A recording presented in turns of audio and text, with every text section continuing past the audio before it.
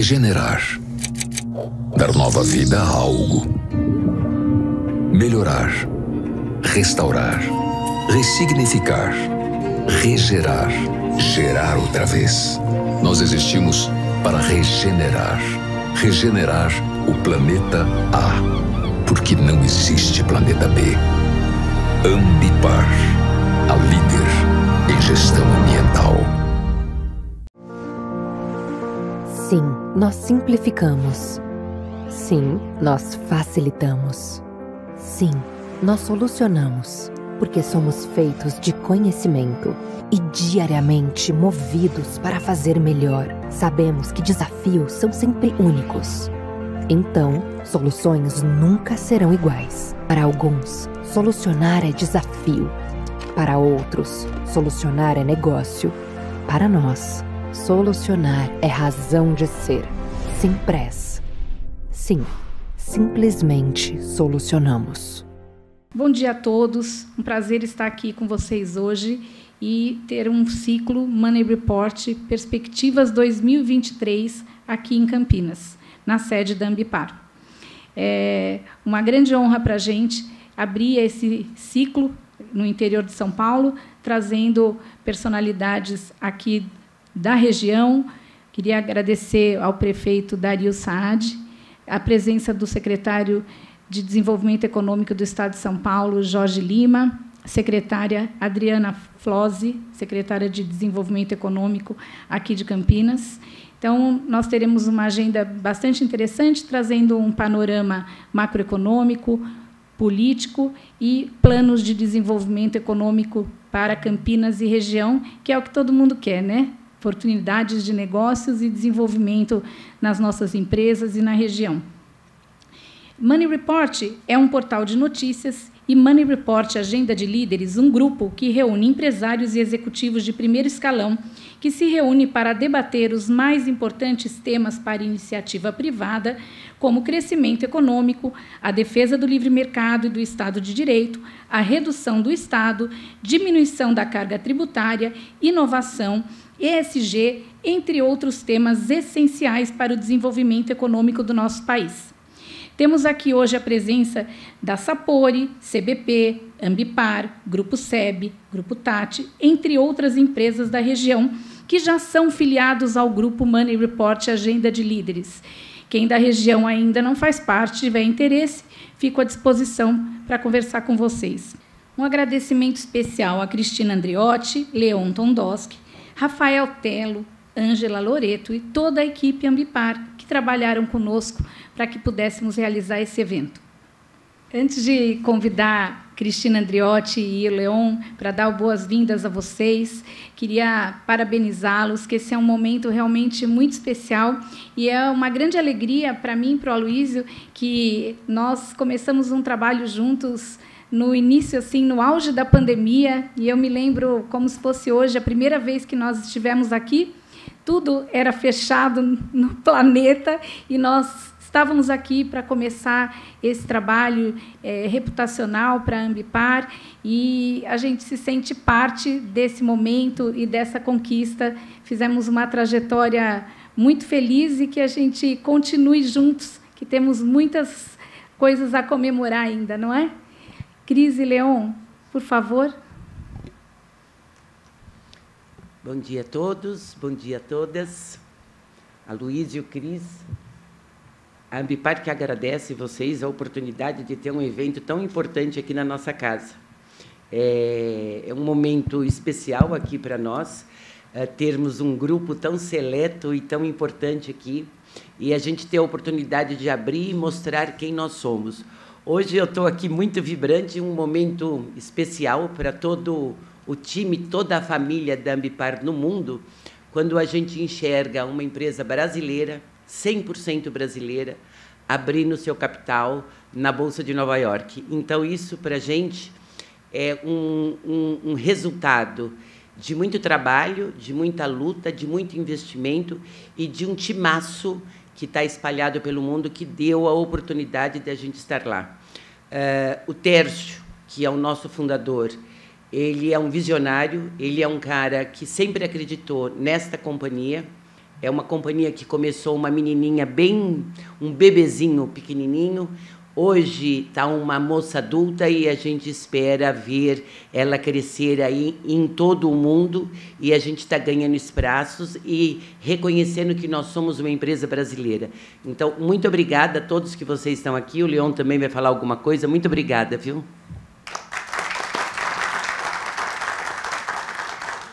Bem-vindo a todos, senhoras, senhores. Obrigado. Autoridades presentes.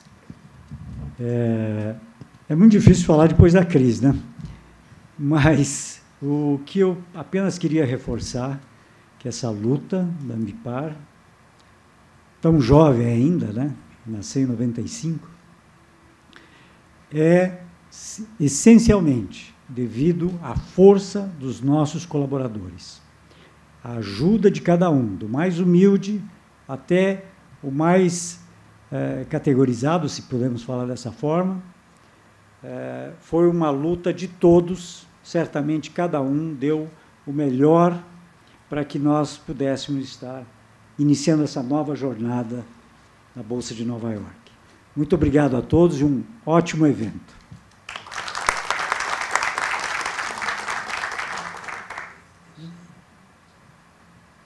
E por falar em Nova York, Cris e Leon, logo mais em maio estamos juntos mais uma vez em Nova York. O ano passado realizamos um evento brilhante na ONU com o Telo, Rafael Telo, que está aqui conosco, e esse ano vamos fazer uma rodada bem interessante e os impactos do ESG no mercado de capitais.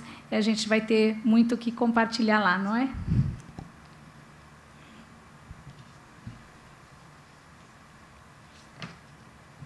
Queria registrar a presença do Fernando Roxo, CEO do Grupo Tati, e de toda a equipe, Nathalie e os jornalistas que estão aqui presentes hoje. E, como falei anteriormente, nós estamos fazendo o Grupo Tati, fizemos uma parceria. O Grupo Tati é um grupo bastante importante de comunicação aqui da região. Temos um apreço muito grande pelo Chain, Zaer e toda a equipe que está fazendo um trabalho muito especial aqui. A gente vai ter uma cobertura bacana, que logo mais a gente vai informar vocês como acompanhar nos jornais, nas rádios, as entrevistas e todo o material que a gente produzir aqui hoje.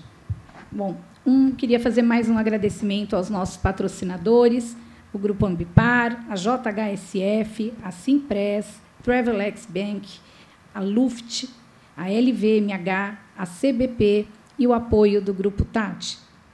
Convido agora para subir ao palco o prefeito Dario Saad, por favor. Convido também para ocupar o seu lugar o secretário de Desenvolvimento Econômico do Estado de São Paulo, Jorge Lima, Adriana Flose, secretária de Desenvolvimento Econômico de Campinas, João Manuel Campanelli, economista-chefe do Travelex Bank, e Ana Cristina Atena, CEO do Travelex Bank. Passo agora a palavra ao Luísio Falcão, que vai conduzir a nossa mesa de hoje. Obrigado. Bom, esse nosso evento de perspectivas de hoje é um pouco diferente daqueles que a gente costuma fazer. Nós vamos ter o João Manuel como o nosso palestrante do aspecto mais macroeconômico, só que nós teremos aqui 3 figuras importantíssimas para justamente fazer o Estado de São Paulo, a região de Campinas especificamente, ser um exemplo para o país em termos de crescimento. Primeiro, eu queria fazer um agradecimento, em particular, para o prefeito Dário, que é um médico que resolveu se dedicar à vida pública, e também ao meu querido amigo Jorge Lima, que é um empresário. Ele poderia ser CEO de qualquer empresa aqui no país, mas ele está dedicando o seu tempo para melhorar a condição das empresas de empreendedorismo aqui no Estado. Antes disso, Jorge também dedicou um bom tempo da sua carreira em Brasília, fazendo a mesma coisa e de uma forma brilhante, viajando o Brasil inteiro e convencendo os empresários a investir nas suas companhias e, enfim, trabalhando por um Brasil melhor. Enfim, Obviamente que eu tenho que também agradecer a Adriana Flose pela sua dedicação e também essa garra que ela tem demonstrado à frente da secretaria aqui. Eu vou quebrar um pouco o protocolo, que normalmente o prefeito falaria primeiro, mas eu acho que, em termos de narrativa, é melhor o João Manuel nos dar uma visão macroeconômica do que ele está imaginando, as perspectivas para esse ano, num painel rápido. Depois nós teremos o prefeito, que vai também nos apresentar um vídeo sobre por que investir em Campinas, certo? Queria aproveitar só e fazer um registro da presença da Rosângela Lima, a esposa do Jorge, que está sempre acompanhando, mas mais que acompanhando, ela tem uma missão muito importante junto do Jorge e junto à primeira-dama do Estado de São Paulo. E, em breve, a gente deve fazer um encontro para que todas nós possamos, de alguma forma, ajudar, principalmente nas questões sociais que a gente vem enfrentando. Já tínhamos problemas graves com a pandemia e agora com as chuvas no litoral. E a Rosângela e o Jorge têm ido e literalmente arregaçado as mangas e trabalhado muito lá no litoral. Então, nós estamos apoiando e queremos todos, de alguma maneira, ajudar a superar esse momento. Muito bem. Então, antes de começar a passar a palavra para o João Manuel, eu gostaria também de dizer que, após a apresentação de todos, Cristina Andriotti e Cristina Atena vão também fazer intervenções como debatedoras, e depois a gente pode até abrir para algumas perguntas da plateia, se houver tempo. Nós estamos aqui na sede de uma empresa que ela chegou onde chegou para a determinação de um empresário perseverante, como disse a Cris Andriotti, visionário. Tércio Borleng Jr., que não está aqui, está lá em Nova York, ele é uma figura que enxergou o potencial do ambientalismo antes de todo mundo, numa época em que todos achavam que isso era uma coisa de militantes e de naturebas. Mas ele enxergou um mercado crescente e pungente, e hoje a empresa está onde ela está. Igual ao Tércio, existem milhares de pessoas aqui na região, pessoas que, em potencial, podem criar empreendimentos do nada e apenas utilizando suas ideias e a sua perseverança. Então, justamente para apoiar esses Tércios, é que nós estamos aqui para discutir o potencial da região, como é que ela pode crescer e como é que, principalmente, o Jorge pode ajudar o prefeito Dário e a secretária Adriana. Vamos começar, então, pelo João Manuel. João, você consegue fazer em 10 minutos? Então, vamos lá. Bom dia a todos, um prazer estar aqui com muitos conhecidos novamente, com novas pessoas que estamos conhecendo.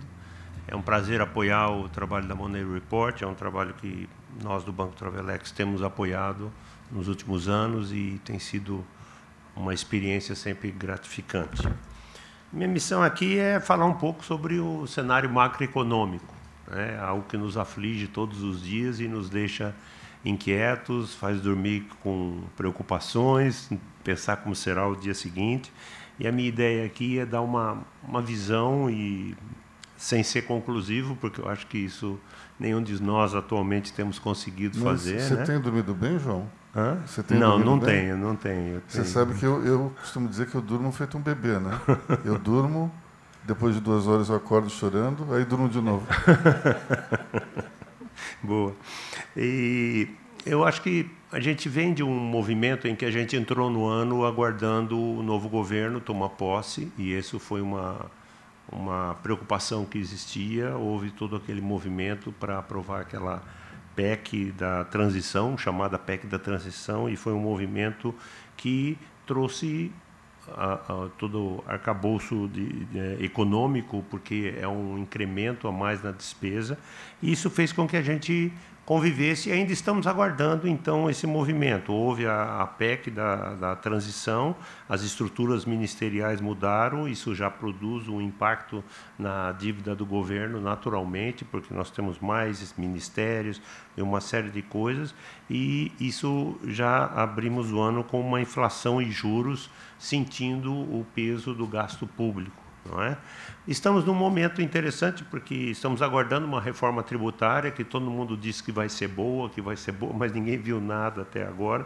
Ontem mesmo a secretária Tebet estava falando sobre que será algo que vai agradar a todo mundo, mas na prática não vimos nada, não é verdade? Tivemos a alteração da gasolina, a exoneração dos impostos, a perseguição ao Banco Central, que tem continuado de uma forma, às vezes, muito verborrágica e muito emocionalista. Ainda não temos uma ideia de uma política econômica definida para o nosso dia a dia, e a gente começa a ver o fundo da Amazônia, que eu acho que é um assunto importante para nós tratarmos aqui, voltando a receber parceiros e investimentos. E isso nos faz uma série de situações, porque nós temos algumas ameaças para comentar, que é a insegurança jurídica, que é uma coisa que sempre foi uma velha história brasileira, a reabertura de julgado e consumado para discutir integrações de empresas no passado, a guerra da Ucrânia e da Rússia com os problemas ainda que elas continuam, isso tem impactado o mercado de fertilizantes, de amonia, isso tem trazido uma série de situações, e um grande ofensor que a gente não pode deixar de esquecer são os cenários migratórios que estamos tendo ao redor do mundo. Nós mesmo aqui no Brasil temos lá na região norte as pessoas que vêm da Venezuela e outros países que causam uma série de problemas. O que acontece num todo, né? A economia mundial ela vem enfrentando um problema da inflação decorrente do processo da pandemia. Aí nós ainda estamos administrando todo esse processo, e essa expansão fiscal que foi feita para suportar a pandemia, ela tem sido digerida. Houve algumas coisas interessantes, as cadeias globais começam a ter normalidade, nós tivemos agora a última cadeia global importante aberta, foi o mercado asiático, que volta a ter fluxos normais, ela estava aberta parcialmente, então hoje já é comum a gente falar com companhias de transportes, por exemplo, que tinham escassez de containers, hoje elas já começam a ter uma respiração. O conflito da Rússia com a Ucrânia ainda causando na economia global um desabastecimento de alguns produtos que fazem com que alguns preços fiquem com uma alimentação muito alta, mas nós vemos uma inflação num processo de acomodação normal. Parece que a inflação chegou num nível e deu uma estabilizada. Com isso, nós começamos a ver uma série de discussões sobre revisão dos limites de juros. Alguns ainda estão ajustando. A economia americana foi uma das últimas a começar. Essa semana mesmo, o Powell, num discurso, avisou que deve fazer mais um ajuste para cima ainda na economia americana. Mas, por outro lado, nós tivemos uma bênção que foi um inverno quente na Europa, que foi uma surpresa para muita gente, né? Em muitos lugares até o pessoal reclamou porque não teve neve. Foi muito comum durante o inverno na Europa agora, algo em torno de 15, 16 graus nos lugares onde deveriam estar, algo em torno de 0 ou menos alguma coisa. Mas esse inverno quente na Europa foi muito bom porque ele trouxe com ele uma redução do consumo de energia, que era o grande desespero de todos e a preocupação do que ia acontecer no inverno rígido europeu e um consumo de energia. Isso, colocando numa visão mundial, eu quero olhar um pouquinho para o Brasil, né? Em função de todo esse processo global, o dólar continua num processo bastante pressionado. Eu sou um defensor de que os nossos números não devem ser diferentes do ano passado. E o dólar deve caminhar na mesma situação. Você me perguntar, João, qual é a taxa de dólar ideal que seria? Eu digo sem medo, ela está abaixo de R$5. Mas nós temos tantos fatores de pressão e de incômodo que fazem com que a taxa se mantenha a um nível entre 5,10, 5,30 nessa faixa, e podendo ir mais alto dependendo das circunstâncias. As commodities, o mercado agrícola brasileiro continua num processo muito firme, e isso é muito importante quando a gente estuda a nossa planta, e aqui eu acho que é uma fala que o senhor prefeito deve comentar. A nossa indústria de agro hoje ela é maior do que a indústria propriamente dita brasileira. Nós perdemos muitas indústrias ao longo do tempo, e isso é um trabalho que nós temos que fazer. Por quê? Porque o Brasil tem grandes oportunidades. Quando a gente olha os nossos parceiros ao redor do mundo, nós vemos que eles não têm o que nós temos. Nós temos tecnologia, nós temos um bom clima, temos ainda cidades como Campinas com boas estruturas, estradas, ferrovia, aeroportos e uma série de coisas que nós precisamos explorar. Então, eu acho que eu vejo uma grande oportunidade, até porque os nossos grandes parceiros, o grupo do BRICS, estão todos em crise. A Rússia em guerra com a Ucrânia, a Índia com crise, a China com problemas de política e uma série de coisas. Então, todos aqueles que são os nossos grandes concorrentes e parceiros, eles estão enfrentando dificuldade. Mas nós vivemos os riscos políticos e macroeconômicos por causa da questão fiscal, que pode se agravar e nos trazer um problema muito interessante, que vai exigir da gente uma ginástica para administrar isso, principalmente no segundo semestre, se essa questão fiscal não for definida até o final do primeiro semestre, porque a deterioração das contas públicas federais vai ser muito alta. Note que no Brasil a gente tem estados em situações muito confortáveis. Um exemplo é o estado de São Paulo, tem um caixa confortável, muitos municípios têm caixas confortáveis, mas o governo federal está em uma situação muito complicada. Estamos vivendo um problema da restrição do crédito, não só pelo efeito Americanas, mas também natural. Houve um endividamento muito grande da população. Hoje, nos jornais, a Serasa informa que rompemos o índice histórico de endividamento das pessoas, o cheque especial e o cartão de crédito atingindo níveis altíssimos, a inadimplência crescendo, porque essa taxa de juros altos, as pessoas não conseguem pagar as suas contas, e a rolagem de um cartão de crédito a taxas de juros de 400% ao ano, é impossível quase o pagamento, né? E a inflação, que está fora da meta projetada, é uma meta que é passível de discussão, mas ainda assim ela está fora, e fazendo com que o PIB fique por volta de 1% projetado para esse ano. Eu, particularmente, acredito que nós vamos fazer muito mais que isso. Eu me lembro que num evento da Monday Report, em maio do ano passado, eu falei isso, e todo mundo falava que seria negativo. Eu fui o único na mesa que falei, não, nós vamos virar a mesa, o segundo semestre nós vamos bombar, né? E eu me lembro que depois um dos participantes da Monday Report me mandou um e-mail e disse assim, você acertou. Mas eu acredito que 1% é um índice pequeno. Eu acho que nós temos potencial e capacidade para virar essa mesa. E na questão política, comentando rapidamente, o governo federal não é majoritário no Congresso. É uma coisa importante para a gente entender e ter sempre essa leitura. O Congresso tem um perfil de centro-direita, mas também nós vemos algumas coisas que às vezes preocupam, porque eu estou comentando, porque afetará a economia, provavelmente. Nós vemos o retrocesso em algumas áreas, estatização, medidas protecionistas que voltam a ser discutidas, e isso pode nos causar alguns problemas no nosso dia a dia. Mas temos algumas coisas boas. O acordo com a União Europeia, o tão famigerado acordo com a União Europeia, voltou à mesa para uma discussão, e é uma das coisas muito importantes. Então, esse é um painel geral, e apenas para dizer, hoje estamos num dia de ressaca, como comentei há poucos instantes. Ontem nós tivemos a quebra de um banco que fazia a sustentação para as criptomoedas, os ativos digitais. O Silvergate nos Estados Unidos, ele se autoliquidou por não haver liquidez. Então, isso hoje está tendo uma reverberação muito grande. O dólar acabou de bater 5,19, caminhando para 5,20. As bolsas ao redor do mundo abriram em queda. E toda essa pressão econômica, uma coisa que eu aprendi é que a velocidade com que essas coisas respingam no nosso dia a dia ou atingem o nosso dia a dia é muito rápida. Então, cada vez mais, nós precisamos, num planejamento ou numa visão macro do nosso dia a dia, a gente tem que sempre estar tentando olhar um pouco para frente, pensar de uma forma diversa e trabalhar para que a gente não seja pego desprevenido numa situação como a que aconteceu ontem. No mais, eu entendo que a recuperação americana sempre foi a nossa locomotiva. É uma inflação que tem vários termos que as pessoas estão usando aí, mas é uma inflação estranha, porque nós temos uma inflação americana e uma economia pujante que está hoje com emprego sobrando.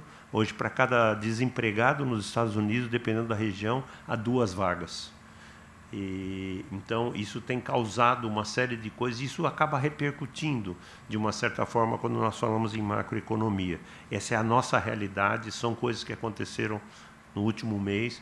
Então, a minha conclusão aqui é que nós ainda estamos em compasso de espera pela questão da reforma fiscal, mas, no entanto, o calendário continua rodando.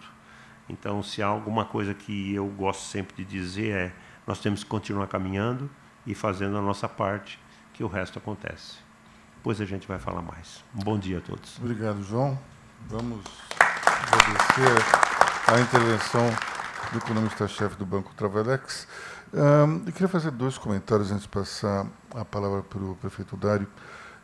Um é em relação ao patamar de juros. Como todo mundo sabe, a taxa de juros ela reflete o preço de aluguel do dinheiro.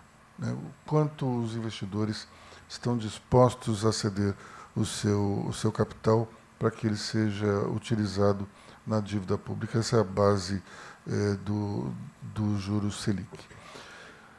Recentemente, no CEO Conference do BTG Pactual, o fundador da SPX Capital, que é o Rogério Xavier, estava, através de um link, falando sobre justamente a composição dessa taxa.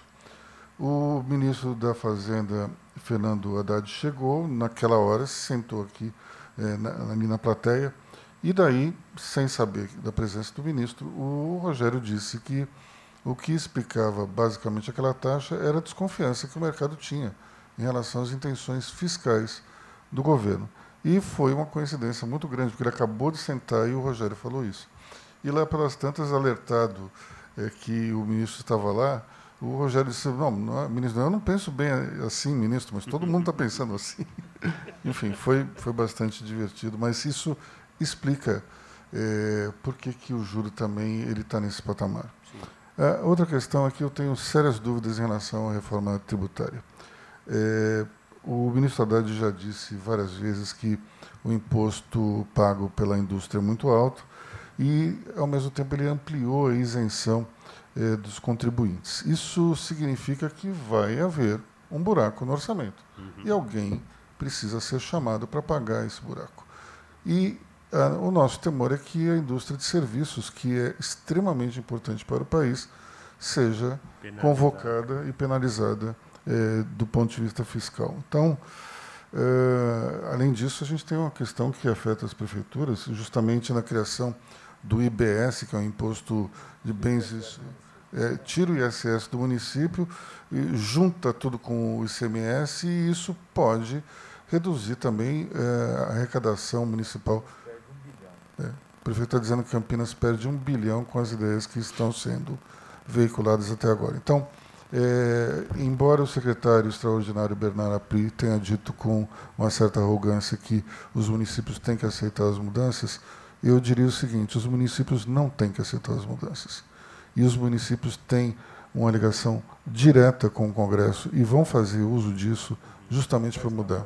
Já estão fazendo. Então, vão mudar esse texto absurdo e a gente não pode descobrir um lado para cobrir outro. Essa é uma questão muito simples e o setor de serviços, as prefeituras, não podem ser penalizadas. Prefeito, então... Bom dia a todos e todas aqui presentes. Quero cumprimentar o Aloysio, que está coordenando os trabalhos, Aloysio Falcão Filho, que é fundador do portal Money Report. Quero também as nossas anfitriã, a Cristina Andreotti, que é a CEO da Ambipar, a Cristina Falcão, da Money Report. Quero saudar o Jorge Lima, que é secretário de Estado de Desenvolvimento Econômico, representa aqui o governador Tarcísio. Cumprimentar a Adriana Flose, secretária de Desenvolvimento de Campinas, a Ana Cristina Tena, que é CEO da Travelex Bank, e o João Manuel, que é o economista-chefe, que acabou de nos brindar aí com uma análise extremamente sensata da macroeconomia do país. Eu não vou repetir dados que o vídeo já colocou, até para ganhar um pouco de tempo. Nós estamos aqui para falar das perspectivas, dos motivos para investir na região de Campinas, falar também do que Campinas e a região tem de atração para novos investimentos e falar das oportunidades que eu acredito que a região tem. Nós pensamos no dia de hoje, no início da minha gestão. Quando eu assumi a gestão em 2021, a fala era muito tranquila. Olha, prefeito, você vai pegar uma fase da pandemia que já está acabando, a pandemia caminha para o fim, e agora vai ser fácil.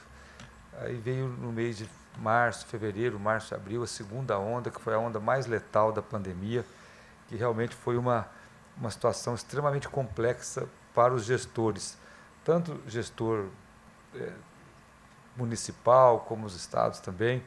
E mesmo enfrentando a pandemia naquele primeiro ano, nós desenvolvemos e pensamos uma série de ações para o pós-pandemia, para que a cidade pudesse ter não só um avanço na legislação, mas incentivos reais para a chegada de novos investimentos, novas empresas na cidade. Nós demos naquele momento um nome de PAES, que é o Plano de Ativação Econômico-Social, e que constou de mais de 20 ações que dependeram de autorização legislativa, e essas ações foram sendo discutidas, votadas na Câmara em plena pandemia. Não era muito fácil, porque na pandemia era difícil até de se reunir, de discutir, mas a gente conseguiu avançar bastante. Essas 20 ações, vou citar apenas algumas, para não ser muito repetitivo. Nós tivemos aí a nova lei de incentivos. Campinas tinha uma lei de incentivos antiga, que era uma lei boa, mas ela exigia 115 milhões inicial para que a empresa pudesse ter direito a um benefício. Nós abaixamos essa régua, hoje a partir de 5, 6, 7 milhões, a empresa tem benefício, benefício de ISS, benefício de PTU. Isso nós temos no site da Prefeitura uma tabela que é muito clara, que leva em conta o investimento, leva em conta a geração de empregos, a atividade empresarial, para que a empresa possa saber quanto que ela vai ter de incentivos fiscais para se implantar em Campinas. Temos uma dificuldade de competitividade, que é o valor do nosso metro quadrado. Muitas empresas chegam lá e falam: prefeito, eu não vou vir para Campinas porque a sua área custa caro. Eu falei: eu não posso ainda obrigar o proprietário das áreas a reduzir preço. E na região, tem cidades que têm áreas com preços muito menores e acabam muitas vezes dificultando a nossa competitividade. Mas isso não impediu que nós fizéssemos uma lei de incentivos que é considerada uma das mais ousadas aí do estado de São Paulo. Tivemos também, reduzimos o IPTU de galpões logísticos, que era uma reclamação imensa do setor. Criamos leis e decretos para agilizar a liberação de empreendimentos na área imobiliária, tanto empreendimentos habitacionais como também de interesse econômico. Para vocês terem uma ideia, nós criamos um sistema de inspeção municipal que o setor, os pequenos produtores agrícolas que Campinas tem e também o setor de supermercados não podiam manipular produtos de origem animal porque o município não tinha o selo. E alguns faziam até de maneira irregular. Hoje Campinas tem um sistema desse que já validamos mais de 30, 40 produtores, não só produtores, pequenos produtores rurais, mas também supermercados, açougues que fazem a manipulação de produtos de origem animal.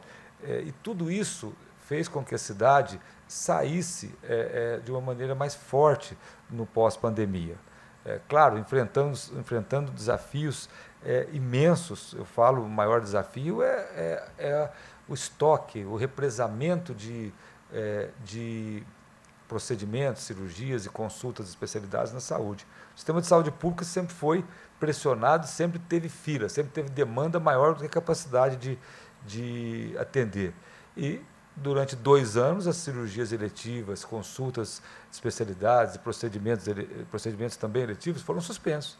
Então, dedicamos ao atendimento da pandemia. E hoje nós temos um rebote, nós temos aí uma sobrecarga de um sistema que já era sobrecarregado.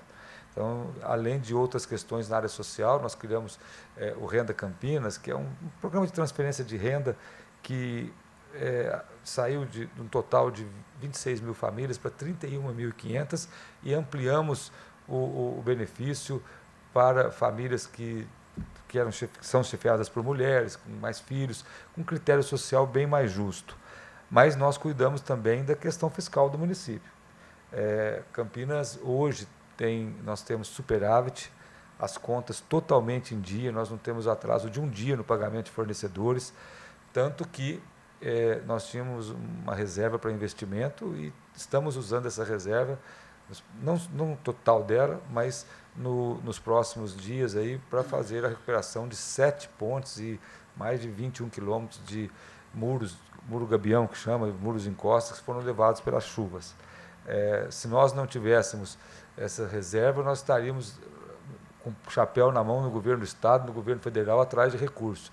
E, felizmente, nós estamos na dependência só do início da realização das obras que foram contratadas em caráter emergencial. E esse ajuste das contas públicas do município ajudou também a diminuir o custo que a gente pagava por obras e serviços. Todo mundo aqui conhece a gestão pública, quando começa a atrasar, os contratos que vêm na sequência vêm com o custo do atraso. Ninguém faz milagre com atraso de pagamento. E nós temos tido um cuidado muito grande, um cuidado acima da média com a questão fiscal do município, sem aumentar imposto. Pelo contrário, nós reduzimos IPTU de galpão. Esse tempo atrás tinha um condomínio de baixíssima renda, que por 1 metro quadrado ele começou a pagar IPTU e quando paga IPTU joga 5 anos para trás. Então as famílias vão perder. A gente também abriu mão daquele IPTU, mudando a regra da lei, e foram quase 8 mil imóveis que foram isentados, mas com responsabilidade fiscal. A fala anterior à minha foi muito pertinente. Claro que o descontrole das contas do município não leva à inflação, mas ele leva a aumento de custo, leva a piora dos serviços prestados, a piora da contratação, e esse é uma característica do nosso governo. Quais seriam aí os setores que a gente acha promissor na região? Eu acho, primeiro, o setor imobiliário em Campinas está bombando, vou usar uma palavra popular. Está bombando. Nós tivemos aumento de liberação de empreendimentos que vai desde para baixa renda até de altíssima renda. O setor imobiliário na cidade de Campinas, a gente até acredita, eu brinco muito, que o setor muitas vezes apresenta alguns preços de metro quadrado. Eu falo, mas isso aqui é Campinas, não é Manhattan. Vocês estão colocando um metro quadrado aqui que é comparado a Nova York. Mas vendem, né? Deve vender, porque senão o preço não seria esse. Mas é um setor que está bombando. E acredito, falando agora um pouco de Campinas, o setor de tecnologia. A Adriana vai falar um pouco do nossa área de tecnologia, que chama PIDS, que é o Polo de Inovação e Desenvolvimento Sustentável. Dentro dele tem também a iniciativa do RIDS, que é o Hub Internacional de Desenvolvimento Sustentável, mais vocacionado para a área de desenvolvimento sustentável. A Adriana vai explicar um pouco melhor, também não vamos falar 2 vezes o mesmo assunto. E eu acredito que o setor da indústria também, nós temos a dificuldade na questão da indústria por conta do valor do metro quadrado da nossa área. Mas nós temos empresas, por exemplo, como a Pirelli, que está ampliando muito a sua planta em Campinas, inclusive transferindo do sul do país a fabricação de pneus e motos para Campinas. Temos outras indústrias também ampliando muito em Campinas, e nós tivemos uma ampliação imensa da Bosch também, grandes empresas ampliando, e o setor, a nossa perspectiva é muito boa. O fomento que o município está dando através da lei de incentivo, essas duas empresas que eu falei grandes, têm a lei de incentivo, estão usando a lei de incentivo para sua ampliação, porque a lei de incentivo não é só para a empresa que chega, é para a empresa que está no município e amplia também, para ter critério justo. E eu acredito que, no caso de Campinas, o setor da tecnologia, imobiliário e o serviço, né? Campinas tem a questão do setor de serviço muito fortíssimo, muito forte. A proposta da reforma tributária nos preocupa muito, muito, porque nos parece, desculpa falar popularmente, que os governadores, o governo federal viram o ISS das grandes cidades e falaram assim, vamos pegar para nós, só pode ser isso, o raciocínio é curto e grosso. É curto e grosso. E nós estamos um movimento fortíssimo da Frente Nacional dos Prefeitos contra a reforma. Simplesmente porque as atribuições dos municípios vêm aumentando, A saúde, o município tem que gastar 15%, gasta 30%, e presta um péssimo serviço, ou um serviço razoável, péssimo em algumas áreas. Para você ter uma ideia, o Congresso Nacional faz muita generosidade que tem justiça. Eu vou dar um exemplo. A lei de gratuidade para idosos acima de 60, 65 anos é bancada pelo município. Então o Congresso faz a lei, olha, a partir de hoje os idosos vão ter tudo passagem de graça. Aí quem paga? É o subsídio que o município dá. Aqui em Campinas são mais de 120 milhões por ano que a gente tem que pagar a diferença para ter transporte coletivo minimamente de qualidade. Então, nas áreas de saúde, por exemplo, é passar a responsabilidade para o município através do Sistema Único de Saúde, que é uma lei fantástica, tudo, mas ele joga para o município e simplesmente quer agora tirar o ISS. Campinas vai perder R$1 bilhão, R$1 bilhão e 200 milhões se essa lei for aprovada. E teve um certo maquiavelismo na proposta de reforma, porque para os municípios pequenos parece que melhora um pouco o repasse. Agora, os municípios, quem segura a estrutura da saúde, por exemplo, infelizmente são os municípios médios e grandes. Campinas, a nossa rede de saúde atende 20%, 25% da região. Você colocar uma pasta que tem 2 bilhões e meio de orçamento, você tira 25% disso, nós estamos gastando com os moradores. Mas não tem jeito. Na pandemia, nós chegamos a ter 30% de pessoas internadas da região.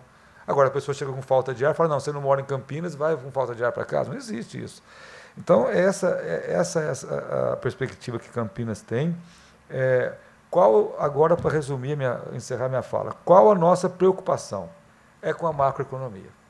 Isso nos preocupa, porque quando dá a crise e a responsabilidade fiscal do atual governo tem sido colocada em xeque, quando você tem um descontrole da questão fiscal do governo federal, vem inflação, o crescimento diminui, a arrecadação dos municípios diminui também, e é uma sequência complicadíssima. Então, o nosso receio é a macroeconomia, a economia do país. Se a economia continuar caminhando bem, a região de Campinas vai crescer mais, como sempre cresceu, do que o Brasil e do que o estado de São Paulo. Só para vocês terem uma ideia, para fechar minha fala. O CAGED falou da geração de empregos, ontem saiu um relatório do CAGED. O estado de São Paulo gerou quase 19 mil novos postos de trabalho, 18.800. Campinas gerou 1.380, quase 1.400, 7,5% dos empregos que São Paulo gerou foram gerados em Campinas. E a população de Campinas, comparada à população de São Paulo, é 2,7%. Então, Campinas gerou quase o triplo de empregos comparado à população que tem. Temos muitos desafios, estamos enfrentando, mas acho que estamos no caminho certo. Muita coisa para melhorar, tem muita desoneração que nós estamos trabalhando, tem mais incentivos com sustentabilidade que nós vamos propor, mas acreditamos que estamos fazendo aí a lição de casa. Muito obrigado. Muito obrigado, prefeito Dário. A impressão que eu tenho é que essa reforma tributária é uma reforma Robin Hood, né? Porque vai tirar dos municípios ricos para dar para os municípios mais pobres. Infelizmente, a vida não é assim, né? Meu caro Jorge Lima, com você.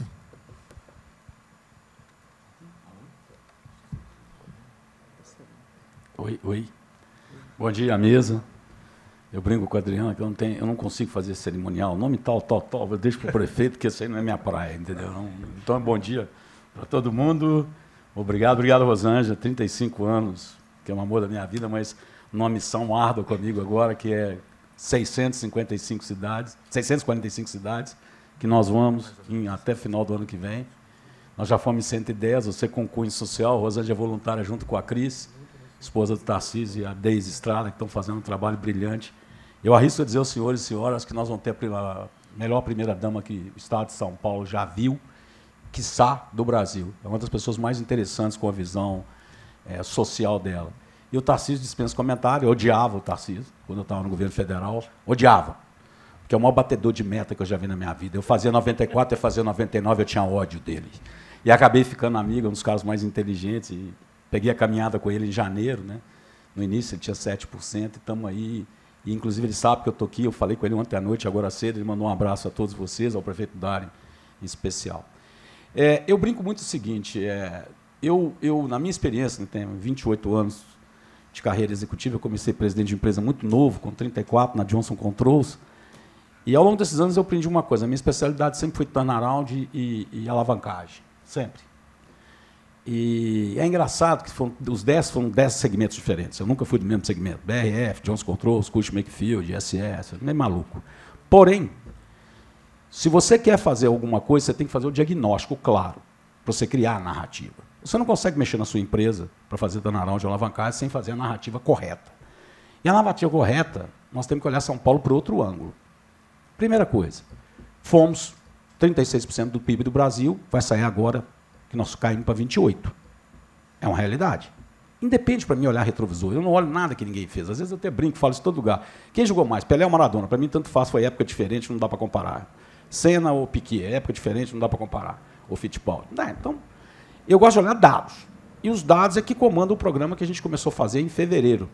Esse programa, para a parte de indústria, comércio e serviço, eu comecei a escrevê-lo com o Tarcísio em fevereiro. Ele não tinha nem 10% ainda de intenção de voto. Mas ele é muito metódico. Então, nós fizemos um plano real. Nós fizemos uma transição muito rápida, porque o plano já estava pronto. Nós já sabíamos o que a gente ia fazer, inclusive, como é que ficaria o desenho. Pois bem, quando você olha, nós temos a primeira realidade. Saímos de 36 para 28. Fomos 35 na PIB da indústria, hoje somos 28. Então, nós perdemos indústrias. Isso é notório pelo que a guerra fiscal que tem com o Paraná, Minas, Santa Catarina e Mato Grosso. Beleza. Então, nós temos esses dois problemas. Aí você olha, de cima para baixo, você bate o olho e fala comigo o seguinte, São Paulo é rico? Sim. Renda per capita também nós caímos. Nós éramos segundo, primeiro Brasília, eu não sei por que, até hoje eu não consegui entender por que o Brasil é o maior, né? Renda per capita do país. É uma curiosidade que eu sempre tive, sabe? Mas a minha inteligência não conseguiu ainda absorver isso. E São Paulo era o segundo, Rio Grande em terceiro, vai sair agora também, era 2.900 Brasília, 1.700 e 1.600, e o Rio Grande do Sul passou a gente. Vai sair agora. Também é uma coisa que preocupa. Mas, mesmo assim, você tem os bolsões de riqueza em São Paulo pela própria malha viária, que é a melhor do Brasil, indiscutivelmente. Porém, quando você olha o PIB, foi mostrado aqui pelo Dário, você começa a assustar, porque você fala o seguinte, região metropolitana, 50% do PIB.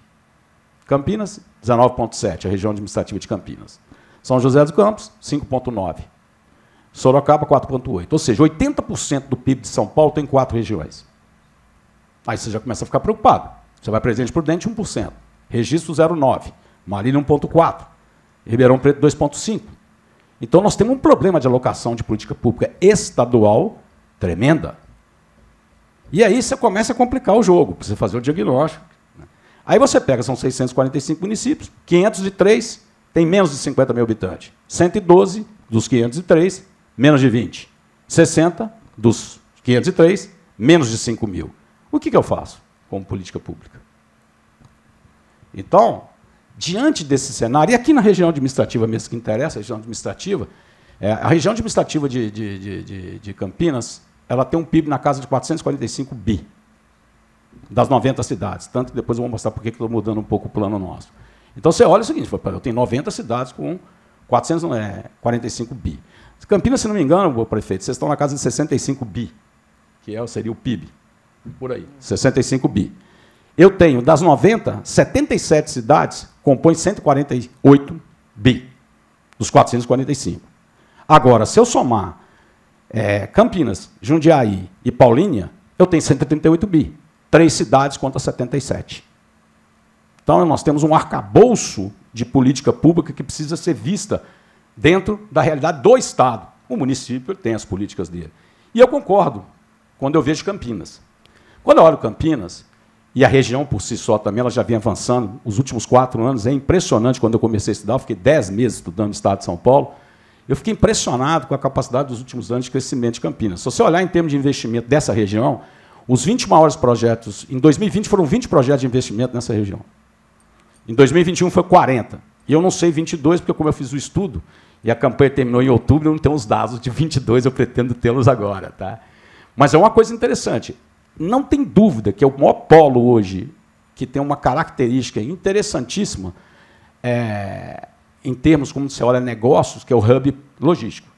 O mundo se move em cima de hub logístico se você quiser crescer. Isso aí em qualquer lugar do mundo. Ok? E aí Campinas tem essa vantagem, porque ela tem nos que a gente chama de modais, ela tem algumas grandes vantagens. Ela tem 3 grandes rodovias, 4, Anhanguera, Bandeirantes, Washington Luiz e Dom Pedro I. Ela tem um aeroporto perto, que é o 2º maior de carga e o maior de importação, e 2 horas e meia do Porto de Santos. Então, esse hub logístico faz com que dê uma atração de investimento muito mais forte para Campinas, e que a gente continua defendendo essa atração de investimentos. Quando eu olho a outra ponta, que é as 90 cidades, eu pretendo... eu tinha como meta fazer 16 colisões empresariais, eu explico por quê, nas regiões.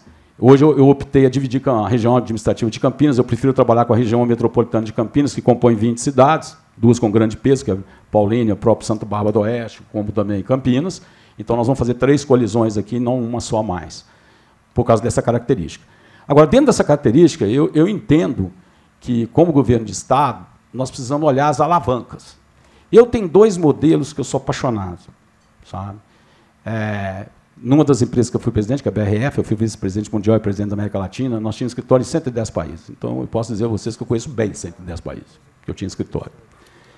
Porém, o modelo holandês, eu falo isso em diversos lugares, até para criar narrativa, ele é um modelo muito interessante, que não é um país com grandes recursos, 15 milhões de habitantes, o Rio de Janeiro tem 15 milhões, 12 milhões na Grande Rio, 3 milhões no interior. Você não tem uma cidade na Holanda, Haia, Amsterdã, Rotterdam, com mais de 650 mil ou 670 mil. Ele fez de dentro para fora, que é o que a China está fazendo agora. A China já viu que Pequim, Xangai, Chengdu, não dá mais. Ele está voltando a olhar. Eles tiveram que fazer esse movimento, porque era um bi de pessoas, também não dá para você fazer um movimento diferente desse. Porém, esse movimento... Santa Catarina vem um movimento desse muito interessante. Santa Catarina está dividindo. Você está crescendo o polo de Criciúma, você está crescendo o polo de Camboriú, você está crescendo o polo de Joinville, você desmembra. Essa é uma preocupação que nós temos. Nós temos que garantir a atração de investimento nos polos como Campinas, como São José dos Campos, como a região metropolitana, porém, nós precisamos criar a oportunidade nos outros, porque senão você vai atrair tudo isso para grandes cidades. Se você pegar hoje o polo em volta dessas 90 cidades que compõem a região administrativa de São Paulo, são 90 milhões de pessoas, 7 milhões de pessoas. Só Campinas é 280. Então, se você não tomar cuidado com isso, você transforma Campinas no hub final e todo mundo que não tem oportunidade de cidade de 20, 30 mil vai vir para cá. Então, o modelo que nós vamos implementar é o modelo japonês. O que o Japão fez pós-guerra? Ele tem uma grande indústria e faz o raio em volta de 50 quilômetros ou 100 daquele seu hub de fornecimento da cadeia. Eu conversei outro dia com a APAS e supermercado. A minha pergunta sempre foi o seguinte: por que você compra fruta, hortaliça, por que você compra piscicultura ou apicultura num raio a mais de 50? Porque não tem oferta. Então, nós temos que trabalhar essas cidades. Eu visitei outro dia que tinha 2.200 habitantes. Ela é agrícola, não tem outra coisa para fazer. Ela vive de bolsa-trabalho. Esse incentivo que tem de R$450 aí, que o cara se inscreve. São 2.200 na população e 200 inscritos nesse programa. Isso, gente, não é atitude social. Isso é a falta de política pública que tem que encontrar uma solução para essa cidade. E talvez, eu falei com ela, a solução dela não é distrito industrial, a solução dela não é isso. Vai ter que ser agrícola mesmo, talvez com cooperativa. Nós temos uma capacidade de indústria de frutas em São Paulo que a gente não explora. A mesmo de piscicultura. Nós vamos ter que ter esse viário. O que eu faço com o Vale do Ribeira? 3 APAs federais, o 3 APA federal, APA municipal, APA estadual, Como que eu vou estar? Ou eu vou para a economia circular lá, ou eu vou para o turismo. Então, assim, a minha visão, o nosso plano, ele é um plano de fortalecer aonde tem os grandes polos, e que São Paulo, ao longo dos anos, misturou-se o polo para uma guerra fiscal entre cidades. A Invest está proibida de fazer leilão de empresa com a prefeitura, que é o que foi feito durante muito tempo. Ontem mesmo, eu falava com o Dário que eu tenho 2 sonhos para Campinas. Eu gostaria que eu tenha uma empresa, um grupo empresarial vindo para o Brasil para montar um Palo Alto, igualzinho da Califórnia. E eu estou doido para que seja aqui, que combina tudo com Campinas. É a cara de Campinas em tecnologia. Isso, para mim, não tem dúvida. Até pedi o Dário para me ajudar, que eu estou colocando pressão neles lá. Eu pedi o Dário, ele me ajudou mesmo, já ligou para o cara, nós estamos dando uma pressão para ele desistir do outro negócio e vir para cá, que ele está indo em outra região. Então, por que eu falo que é o leilão? Nós, da Invest, que está comigo, como a Desenvolve, está comigo, que eu fomento, eu não posso entrar nessa disputa. Eu não posso desmembrar. Você pega a Americana, que é perto de vocês aqui, é o maior polo têxtil do Brasil. 40% da produção de pano lá sai de lá. 70% do emprego é feminino, sendo 40% de mulheres que são chefe de família. Eu não posso começar a montar empresas que vêm aqui no Brasil em outro local pelo incentivo fiscal, entendeu?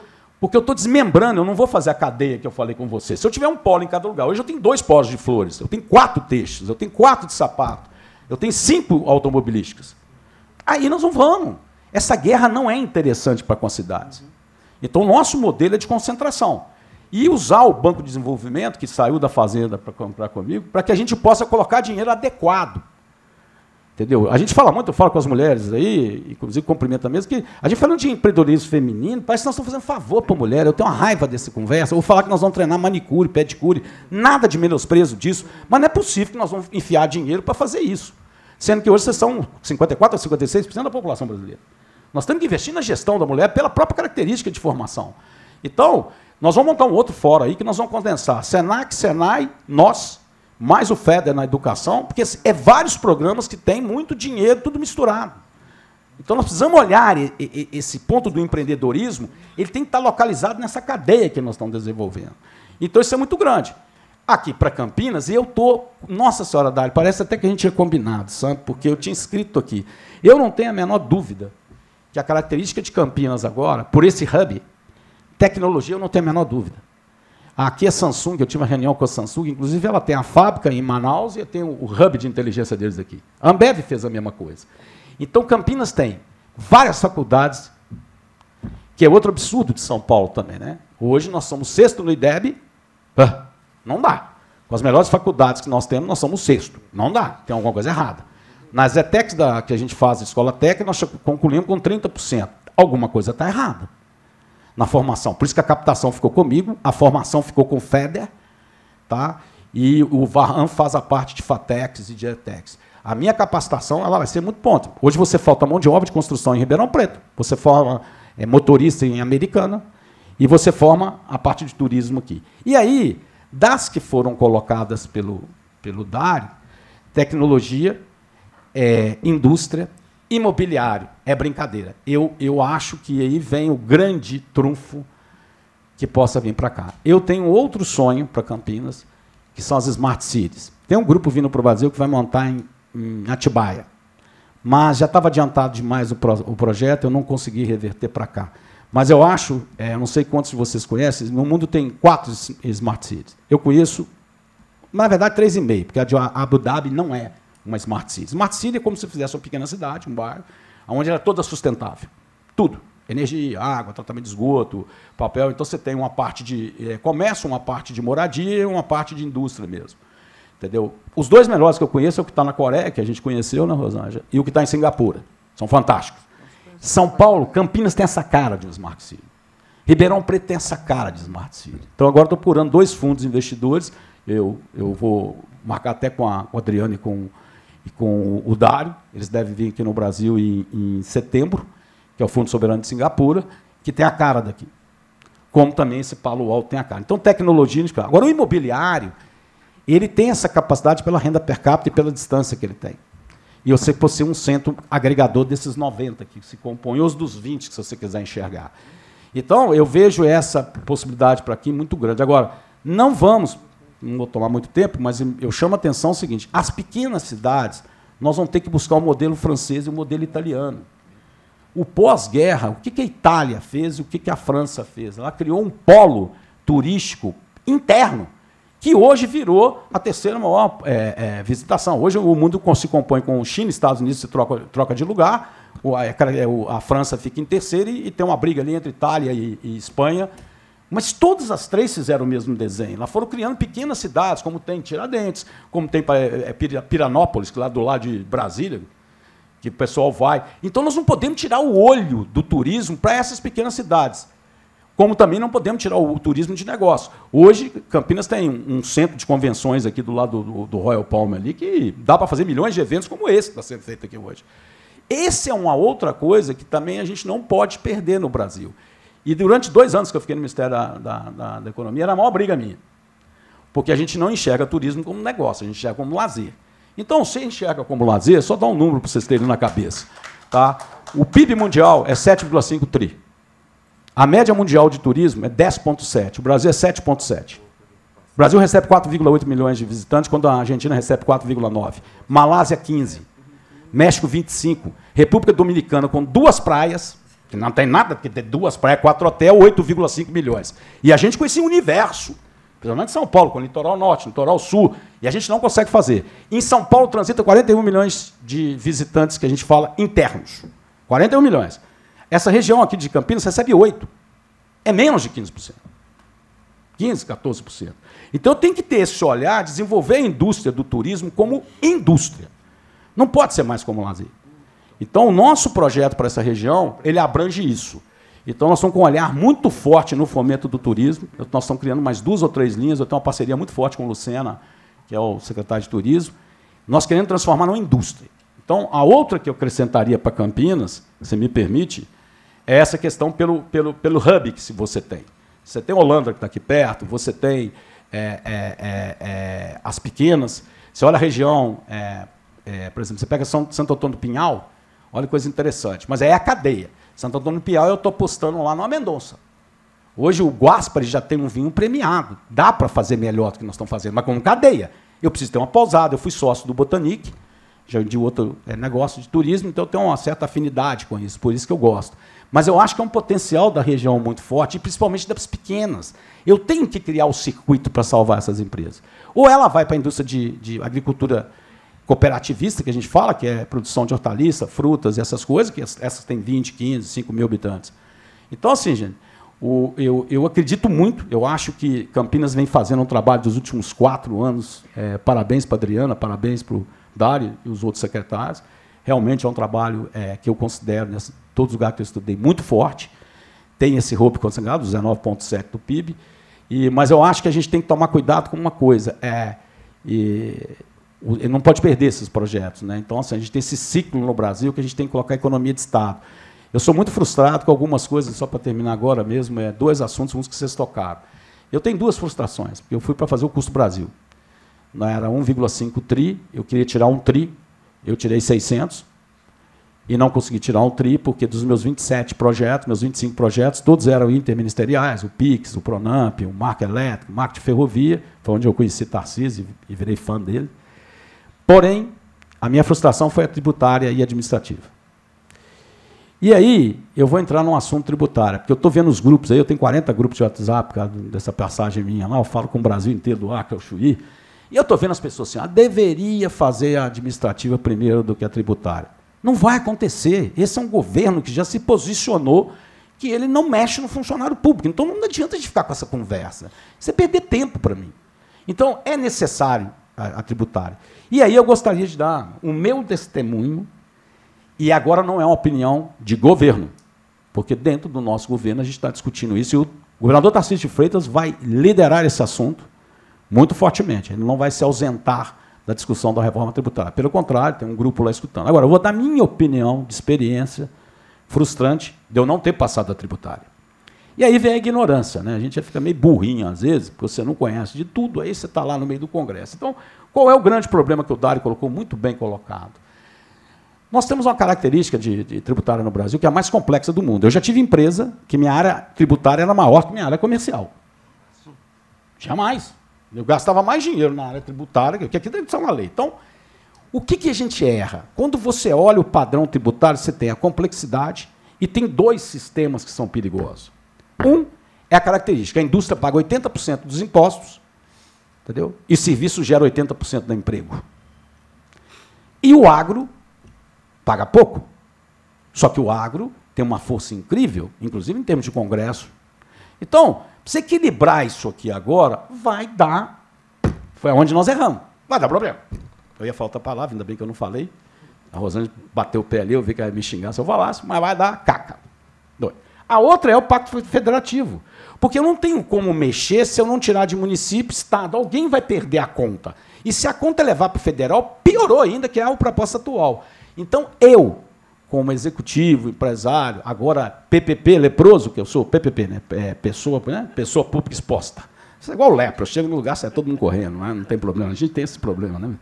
Mas eu iria para a simplificação, foi o grande erro nosso, eu, Paulo Guedes, a turma que estava lá toda, a Casa da Costa, o pessoal todo lá, nós erramos aí. Nós quisemos fazer ela ampla. No Brasil não tem condição de fazer uma reforma administrativa tributária ampla. Então, a minha defesa é a simplificação e ferramentas de alavancagem para acabar com a guerra fiscal que está matando. A guerra fiscal ninguém ganha. Minas está atrasando, todo mundo está nessa guerra fiscal. Isso aí é questão de tempo para dar errado. Questão de tempo. A conta vai vir. Eu achar que vai mexer em município, estado, ela não vai sair. E aí que é o problema. Eu descobri também, e nós vamos fazer a reforma administrativa do governo Tarcísio de Freitas, é uma determinação dele, primeiro ano. Ou você faz uma reforma administrativa, está aqui o Diogo também, que esteve lá com a gente no Sebrae, ou você faz a tributária e administrativa no primeiro ano de governo, quando você ainda não montou, você tem 50% de renovação no Congresso, então você tem um jogo ali, né? Até entender. Se você não fizer no primeiro ano, nós não vamos fazer. O medo é essa briga aí, Dário, que eu concordo também com vocês, para o âmbito da discussão maluca, que é guerra de poderes, municípios versus estados, no momento que nós temos uma eleição de prefeito vindo, é lógico que todo mundo vai reagir, e isso caducar como caducou a nossa. Aí nós vamos ficar esperando mais 4 anos, ou mais 8, ou mais 12, e não vamos sair do principal problema, que é a complexidade. Só resolvendo isso já estava bom, gente. Para pensar. Então, eu só queria deixar esse testemunho meu, desculpa, não sei, mas é como falou, eu tenho uma frustração com esse assunto imenso de não ter executado ele. E, terminando, gente, assim, eu acredito muito, volto a repetir, eu acho que essa região aqui é uma região que vai continuar com esse crescimento absurdo, né? Talvez é o maior crescimento mesmo que tem nos últimos anos. É um lugar com a capacidade de atração de investimento muito forte, é o nosso xodó hoje, um dos xodós que a gente está fazendo roadshows lá fora. Hoje mesmo o Rui está indo para os Estados Unidos fazer roadshow e a gente está apresentando as regiões. Essa é outra coisa, rapidamente, que nós mudamos. Tá? Ninguém vai procurar a gente mais. Nós vamos procurar as pessoas. Você pega a Jaguariúna, tem todo o mercado eletrônico. Tem 3. A minha pergunta é, cadê as outras 3? Tem 2 fora do Brasil que não estão aqui e tem uma que está na Zona Franca de Manaus. Essa eu entendo, pelo incentivo que tem lá. Mas nós temos que começar a buscar como se fosse um vendedor de negócio. Nós temos que pegar Invest, ir no investidor e falar, olha, eu tenho aqui Campinas, tem o maior parque tecnológico, você não quer ir para lá, não? E aí que o prefeito entra, com a Adriana entra, a nossa função é alocar. E o prefeito faz o trabalho dele, da forma que ele quer, porque a gente não vai interferir nisso. Mas essa é a política pública que nós vamos. Obrigado, gente.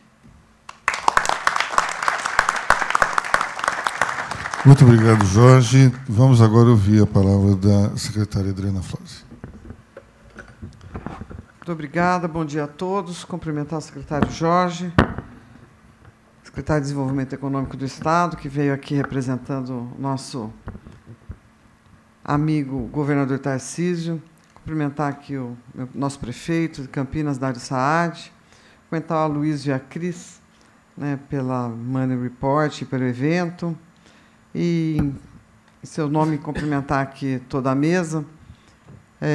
Em nome aqui dos empresários presentes, cumprimentar o Guilherme e a Ana Mitsakov, né, que são amigos queridos. Bem, acho que a gente mostrou um vídeo que eu imagino que muita gente que mora em Campinas não sabia de alguns números que a gente mostrou, né, e faz a gente se sentir muito orgulhoso da região que a gente mora e da cidade que a gente hoje tem aí o orgulho de poder estar contribuindo com a administração. Nós temos 3 projetos muito importantes, que o prefeito já falou de alguma forma de alguns deles, mas que são áreas extremamente relevantes para nós, que é o aeroporto de Viracopos, que está num processo licitatório e que a gente tem trabalhado diretamente com o governo federal, desde a gestão passada, que o Tarcísio estava lá à frente da Secretaria do Ministério da Infraestrutura, e continuamos agora.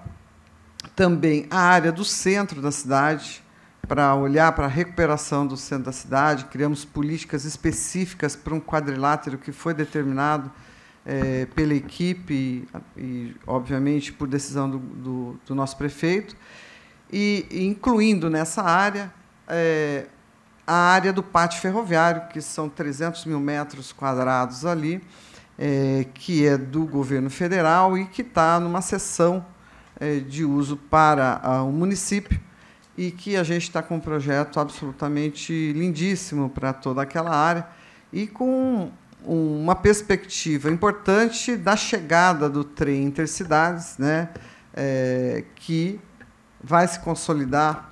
Ainda tivemos aí, com a vinda do governador a semana passada, para um evento aqui em Paulínia, e tivemos a oportunidade de falar sobre o trem intercidades, e o edital sai ainda nesse primeiro semestre, então é uma coisa que vai se consolidar, porque o governador é um realizador, e a gente tem certeza que isso vai acontecer, é realidade. E, junto nesse complexo, além de chegada do trem, então, como disse o Jorge, e a gente teve a oportunidade de mostrar, Campinas é um hub logístico super importante, né? Então, nós vamos criar ali não só uma área para eventos, mas uma área também de inovação, para atender às demandas aí que o prefeito colocou o Ceprocamp, que são cursos profissionalizantes, que a gente tinha somente ali no centro da cidade. Ele colocou em 6 regiões do município, qualificando mão de obra, que hoje a gente tem, de fato, né, um apagão de mão de obra, uma dificuldade. Quer dizer, a gente contratou muita gente, né, teve muito emprego, ainda tem desemprego, mas sobra emprego para mão de obra especializada, principalmente na área de tecnologia, que é muito forte na nossa cidade e na região. E a gente vai dar continuidade nesse trabalho que é feito de aprendizado para a área, principalmente de tecnologia, e depois levando para esse hub que a gente está montando de inovação, para dar sequência não só no trabalho que é feito com esses alunos, mas para inseri-los no mercado de trabalho na área de tecnologia. Então, temos uma parceria importante com as universidades, com a PUC, para esse desenvolvimento desse projeto na área central, no hub de inovação. E a outra área, a terceira área muito importante para nós, é a área do PIDS, que é o Polo Internacional para o Desenvolvimento Sustentável, que está contido o RIDS, que é o Hub, que é um projeto que começou com a Unicamp. Nós participamos desse projeto. Esse projeto se estendeu, saiu da Unicamp e foi para a Fazenda Argentina, que é uma área de 5 milhões de metros quadrados que a Unicamp comprou, que é uma área do Estado, e que fica ali na região onde está, entre a Adão Pedro e a Ademar de Barros, que vai para Jaguariúna, onde está a PUC, está a Unicamp, está o CPQD, o Instituto Eldorado, a FACAMP, o Venturos, a Cargill Innovation Center, a TRB Pharma, o Sirius CNPEM, o CNPEM que tem 4 laboratórios nacionais de pesquisa, né? Um deles é o Synchrotron, que é o Sirius, e no hemisfério sul do planeta, nós só temos 2 laboratórios como esse, né? Um fica na Suíça e o outro fica em Campinas. Então, é um orgulho enorme para nós, inclusive um desejo muito grande, Jorge, que a gente possa trazer o governador para conhecer esse laboratório incrível, né, que a gente recebe cientistas de todo mundo para isso. E essa área que a gente está falando, desse polo de inovação, é uma área de 17 milhões de metros quadrados. E a gente está trazendo, quer dizer, um investimento, buscando investimento do Estado, investimento também, olhando também para investidores internacionais, para que a gente traga também institutos de ciência e tecnologia de fora que vêm, que sejam referências e tragam para cá. E esse primeiro estudo que começou com a Unicamp, desde 2018, e que na prefeitura ele estava adormecido, mas na gestão do prefeito Dário, em 2021, ele resgatou, e nós tomamos isso como um projeto importante para a cidade. Nós, então, abraçamos, junto com a equipe da Unicamp, a PUC, todos esses institutos que eu citei, que ficam naquela região, e tivemos a oportunidade de ter um investimento do BID para que esse estudo fosse feito. O recurso veio do governo da Coreia do Sul. Então, foi contratada uma empresa coreana para fazer o desenvolvimento desse hub diferenciado, com área de tecnologia, mas também área de pesquisa, hotéis, locais para você também morar, restaurantes, enfim, uma área de inovação como ela deve ser. E nós, em setembro, tivemos a oportunidade, na entrega desse relatório, oportunidade de que o BID nos levou, e nós fomos junto com a equipe da Unicamp e da PUC, e uma equipe de 5 pessoas da prefeitura foi junto, convidado pelo BID, e fomos para a Coreia do Sul e conhecemos essas cidades aí que o Jorge até falou, essas smart cities, cidades totalmente feitas, planejadas, da mesma forma como a gente está planejando para que essa área seja uma área para o desenvolvimento sustentável. Então, a gente tem trabalhado bastante em cima dessa região, né, especificamente desses 3 espaços da cidade, além de um olhar completo pela cidade, porque, como a gente diz também, o Invest SP ele é muito importante para as cidades do estado de São Paulo. Acho que hoje ele tem uma característica diferente de buscar o investidor fora, mas apresentar o estado de São Paulo para fora. Mas é muito importante quando ele traz as empresas para o município. E a gente tem recebido empresas. Semana passada recebemos uma empresa chinesa que não tem operação fora da China, uma empresa de tecnologia conhecida que quer operar aqui no estado de São Paulo, e a gente está oferecendo todas as condições para que ela se instale aqui.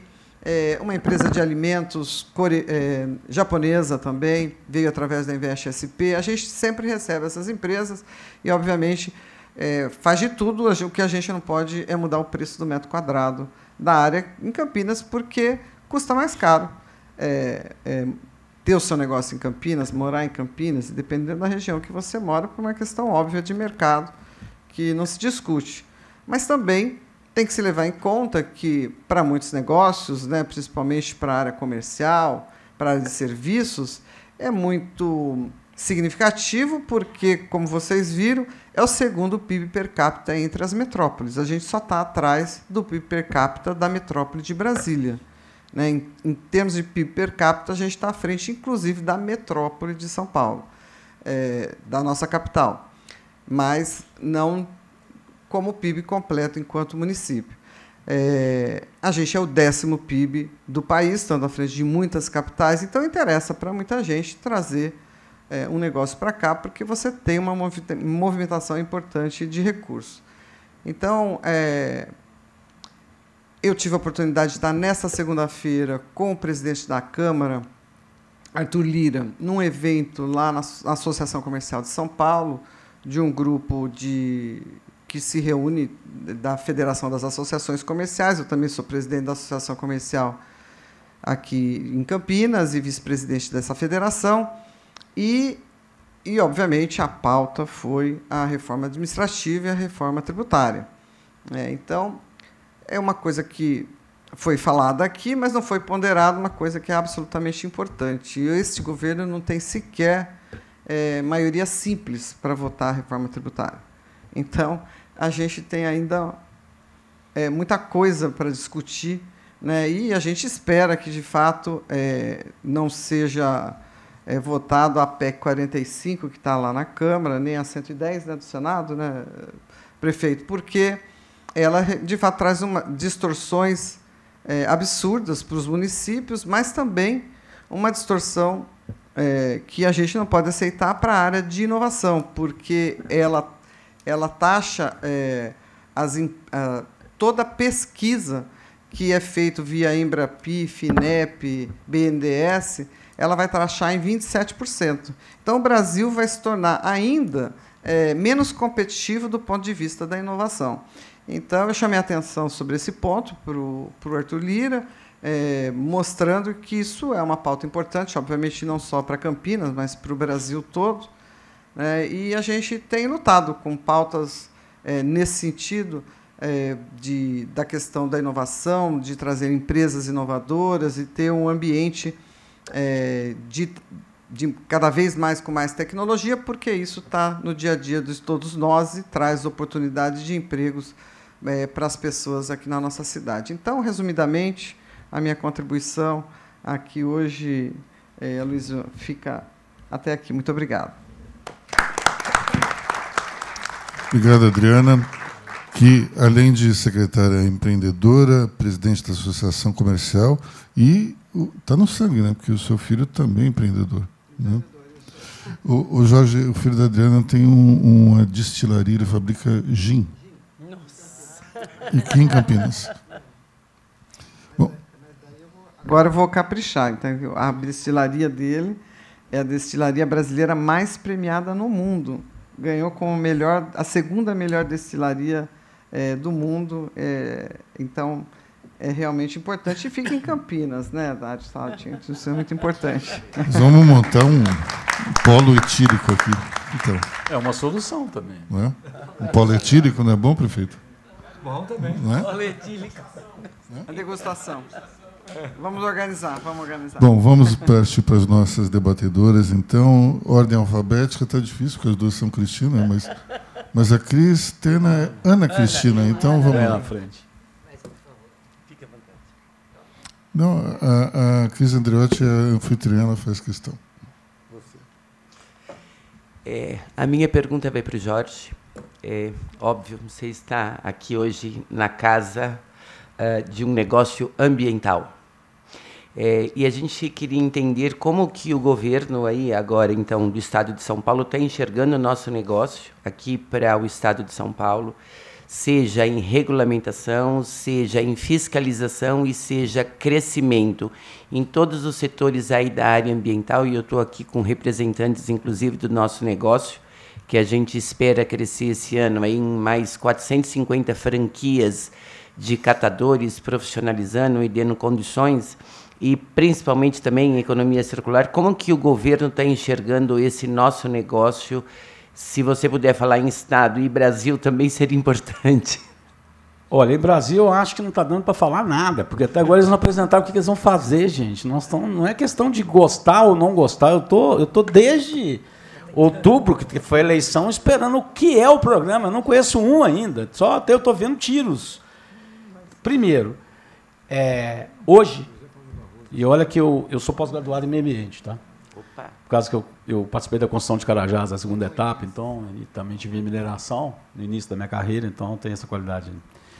E o nosso programa de governo, a pirâmide, quer dizer, o nosso propósito é um governo 3D, que é diálogo, desenvolvimento e dignidade. Diálogo com todo mundo, setor empresarial, prefeito, vereador, independente de posição política. Isso é uma coisa importante que o governador Tarcísio fala, para eu chegar onde você quer.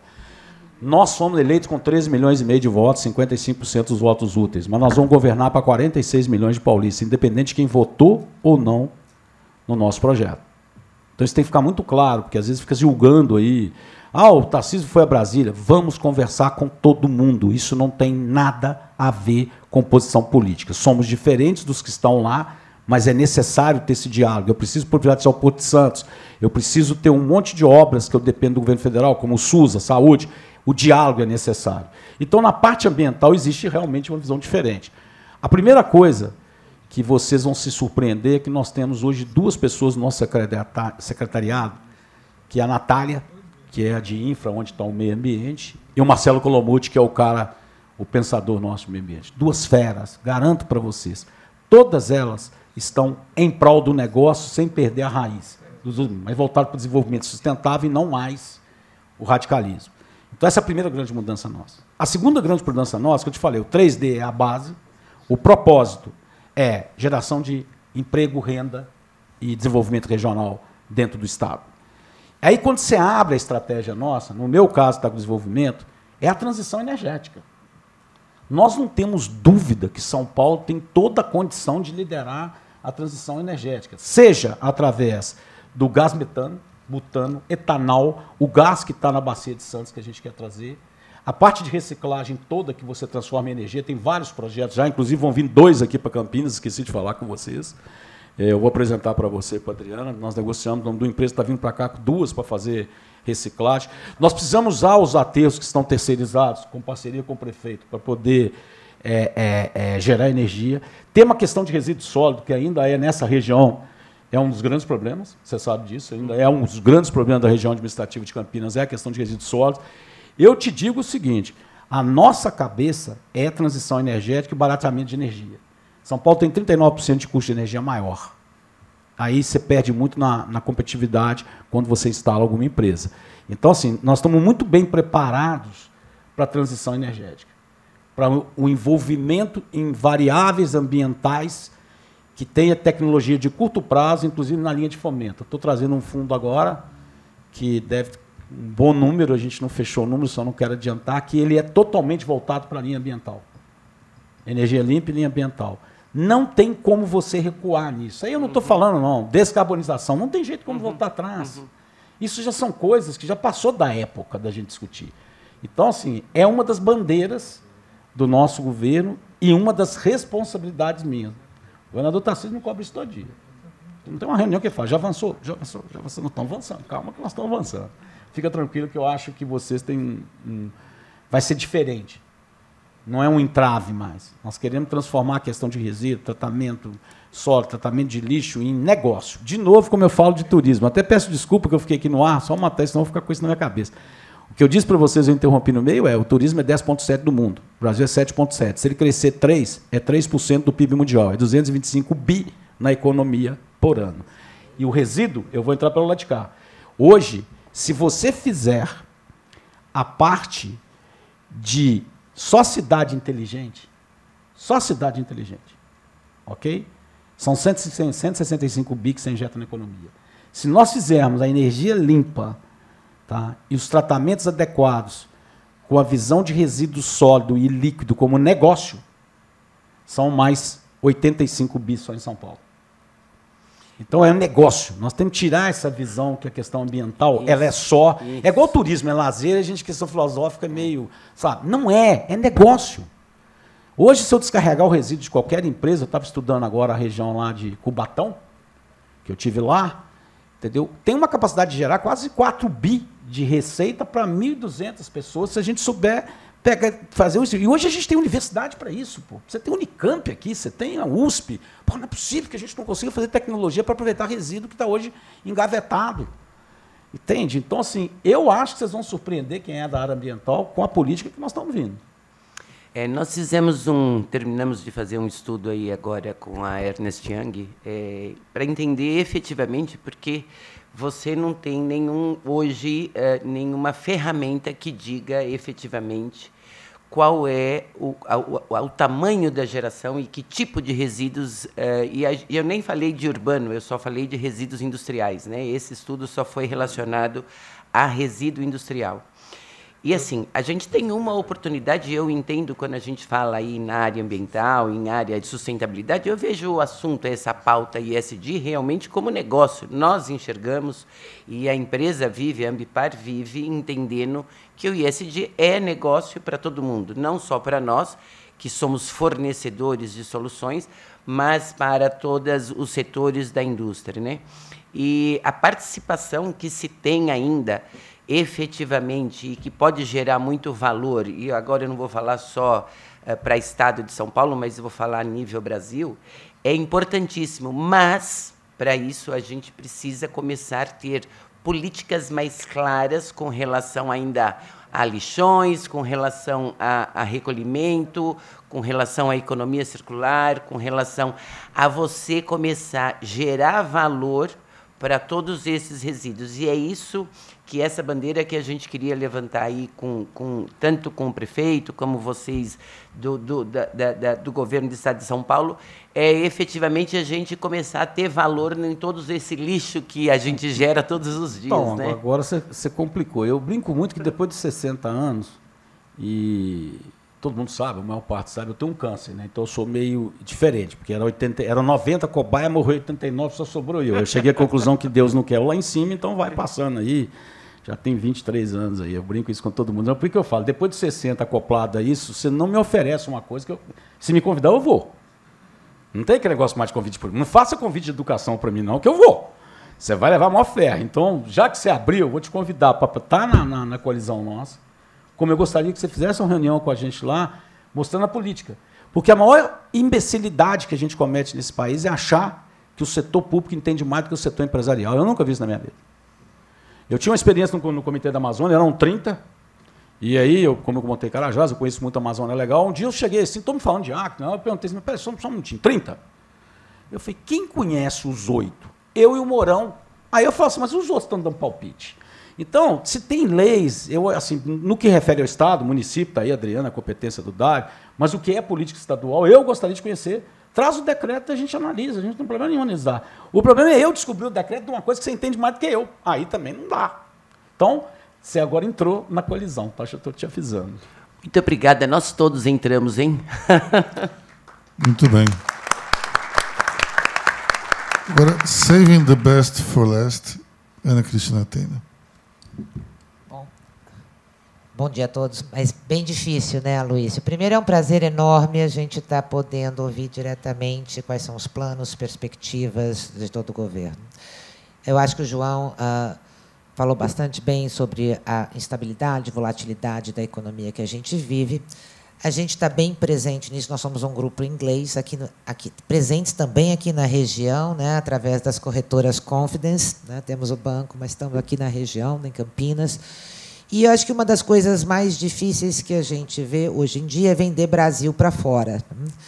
A gente tem, sendo subsidiária integral inglesa, a gente tem assim, muita honra de ter mantido todos os investimentos, principalmente para as corretoras, durante a pandemia.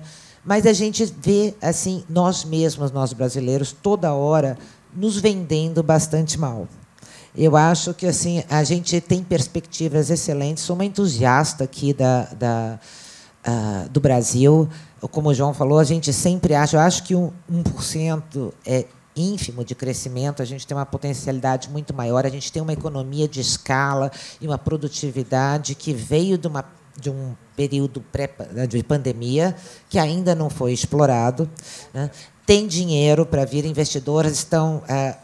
com menos de 50 investidores estrangeiros, fundos estão com menos de 50% do cap deles alocado aqui no Brasil, esperando que a gente tenha regras claras para poder entrar. Somos um dos países com uma melhor capacidade de absorver esse crescimento e desenvolvimento, né? Estava com empresas, com seguradoras francesas, todas elas falam, não tem onde crescer. O único país que a gente tem para crescer é o Brasil, né? Fora de Europa, Estados Unidos, nós somos a opção.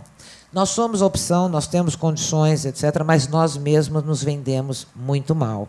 Então, eu queria aqui aproveitar a presença de vocês. Assim, qual o recado que vocês nos dão? Como é que a gente... Tendo perspectivas, o que nós, empresários, a gente entende que tem uma parte do governo, mas o que nós, empresários, representantes de empresas financeiras, etc., poderíamos fazer para ajudar a vender esse Brasil tão bom?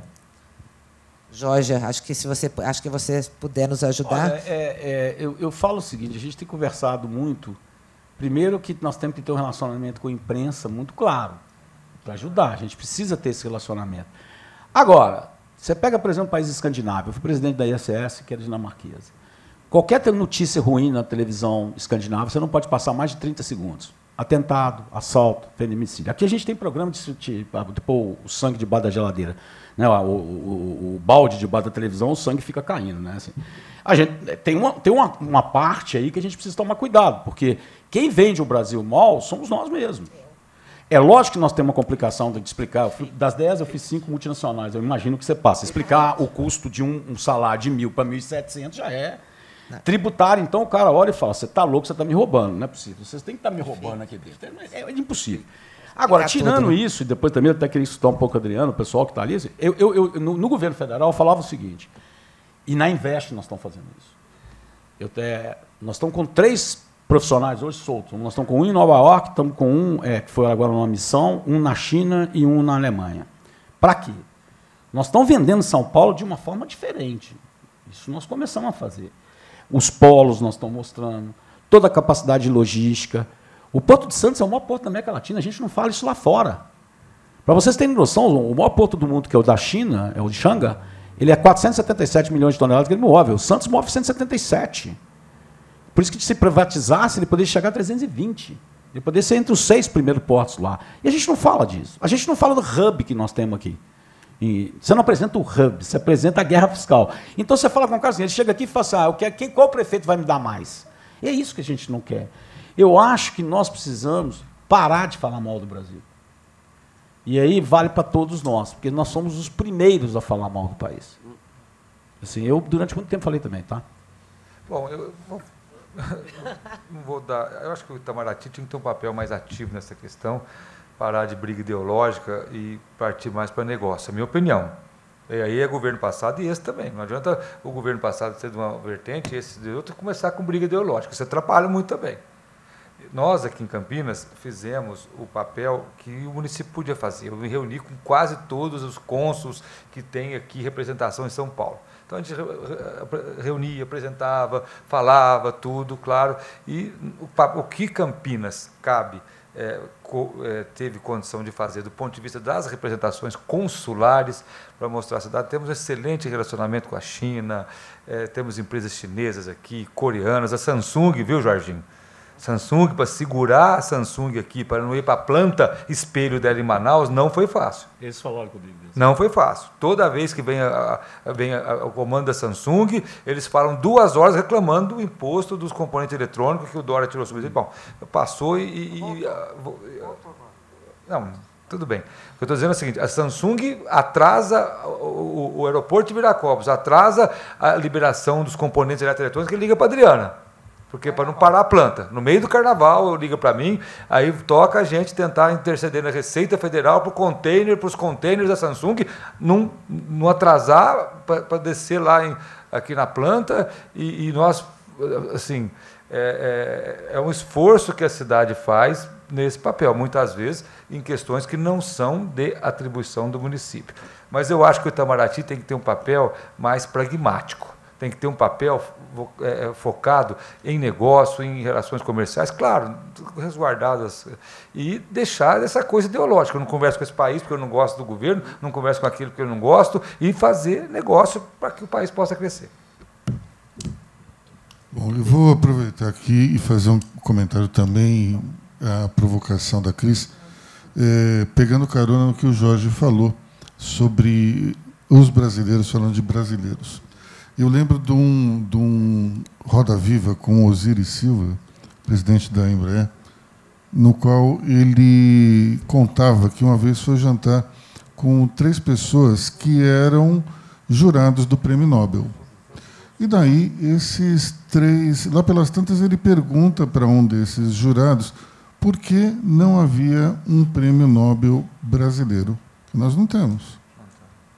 Tem argentino, tem venezuelano, tem colombiano, brasileiro não tem. E daí o jurado ficou meio sem graça, mudou de assunto. Depois de algum tempo, com já algumas taças de vinho aí na cachola, ele diz o seguinte: sabe por que vocês não têm nenhum prêmio brasileiro? Porque vocês mesmos detonam aqueles que são indicados. Então, como é que a gente pode pensar em melhorar a nossa imagem no exterior se nós somos os primeiros a denegrir, a colocá-la numa situação ruim? Então, é complicado. A gente precisa ter uma consciência de que, se nós não falarmos bem do nosso próprio país, ninguém vai falar. E, nessa questão do Prêmio Nobel, se nós ficarmos justamente bombardeando aqueles que são cogitados, a coisa fica muito difícil. Bom, antes de fechar aqui, eu queria fazer um agradecimento ao Guilherme Cury e Ana Mitsakov por ter nos recebido ontem na casa deles, uma conversa maravilhosa aqui com o Jorge e também com o prefeito, com a secretária. Muito obrigado, foi uma oportunidade incrível para a gente estreitar os laços e conversar um pouco mais. Você quer falar, Guilherme? Não, era exatamente isso. Eu agradeço a oportunidade, mas a gente tem que começar a fazer a diferença também. A gente tem que incitar, a mídia também tem que nos ajudar a fazer isso, porque a gente tem um pouco de síndrome de vira-lata também, né? Eu acho que nós, brasileiros, a gente acaba tendo isso. E a hora que a gente, trabalhando em empresa multinacional, você vai vender... Você fala de tanta coisa boa, matriz energética, safra, clima, etc. Você vende, para quando você quer que a tua empresa continue investindo, você vende o Brasil de uma forma tão bacana, mas quando a gente fala da gente mesma, que a gente não tem a necessidade do investimento, a gente acaba só falando mal, né? E a gente esquece das coisas boas. A gente tem um foco muito grande aqui no ruim, e tem muita coisa boa acontecendo, né? É que eu sempre brinco, as pessoas falam, olha, a população está sofrendo, tem isso. Eu falei, gente, mas olha do outro lado, quantas ações boas têm sendo feitas, né? Quantas entidades estão trabalhando, quantos postos públicos já tem que provém um serviço adequado, etc. E eu acho que a gente tem que se juntar nesse movimento de vender para que a gente possa valorizar os nossos negócios, né, fomentar mais empregos, atrair investimentos. Então, eu agradeço a oportunidade de ter ouvido todos vocês, né, ter essa conversa de gente que quer fazer, é uma coisa que brilha nossos olhos, é música para a gente, né? Então, muito obrigada, Luiz, e a todos. Falei com ele, só um comentário, gente, que eu fico revoltado, né, negócio de SS de serviços, né? Pensa bem, não tem povo melhor para trabalhar de serviço do que o brasileiro. Eu sei que muitos aqui já viajaram para fora. Chega para fora e pergunta o seguinte, qual carne que você quer? Nós somos assim, meio, né? Médio, mais um, menos um, mais não sei o quê, torrado, não torrado. O chopp tem que ser 3 dedos de colarinho, pode ser 4. Pede lá fora isso. Então, nós somos o menor povo de trabalho. Né? Isso aqui é só brincadeira, eu fico preocupado com isso. Nunca vi a paciência que nós temos com o serviço. O cara desacata, faz lá fora. Pega nos Estados Unidos e manda devolver seu prato. Eu garanto a você que você não deveria fazer, porque o que vai fazer dentro da cozinha a gente não sabe. Que a gente fala até mal disso. Bom, nós temos ainda um almoço, então, Cris, você quer falar aí? Eu queria convidar o Telo para dar uma subidinha aqui, que ele tem um convite especial para fazer a vocês todos, logo após o nosso almoço. Nosso almoço nós vamos servir aqui onde nós estávamos antes de iniciar a agenda. A gente optou por um almoço mais casual, menos formal, para que vocês possam conversar um pouco mais e, ao mesmo tempo, como a gente tem algumas pessoas que ainda pegam estrada, então a gente quis tentar não estender muito. E o Telo tem um convite que eu acredito que vocês vão gostar e que vale muito a pena, e vou passar aqui para ele rapidinho, contar um pouquinho o que a gente programou para vocês após o almoço. Obrigado, Cristina. Boa tarde a todos.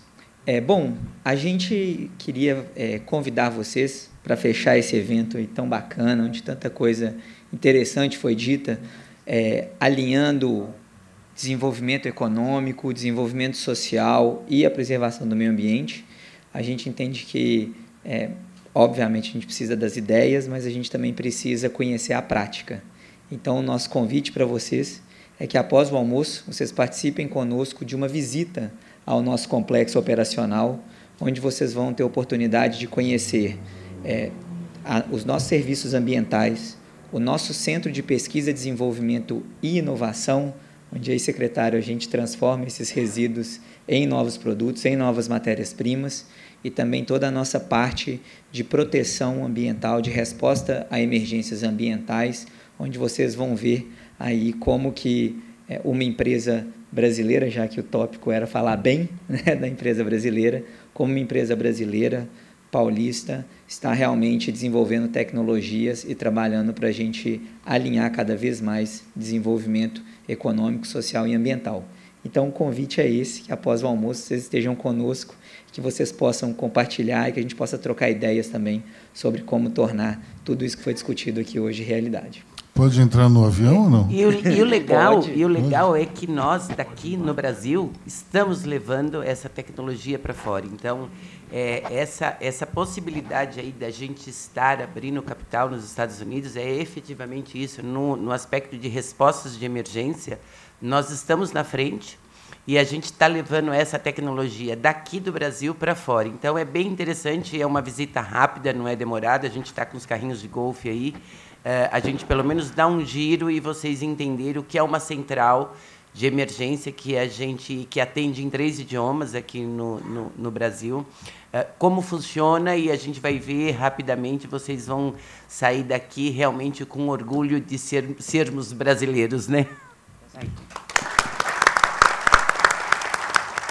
O Travelex Bank é o primeiro banco do Brasil focado em câmbio. E ter um especialista em operações com diferentes moedas é mais econômico e vantajoso para seu negócio. Aqui você conta com mais agilidade e segurança em suas operações internacionais. Para o fechamento de um câmbio, de uma importação ou exportação, ou uma operação financeira. Muito mais do que um banco tradicional, em que o câmbio é só mais um serviço. Nós somos referência. Acesse travelexbank.com.br.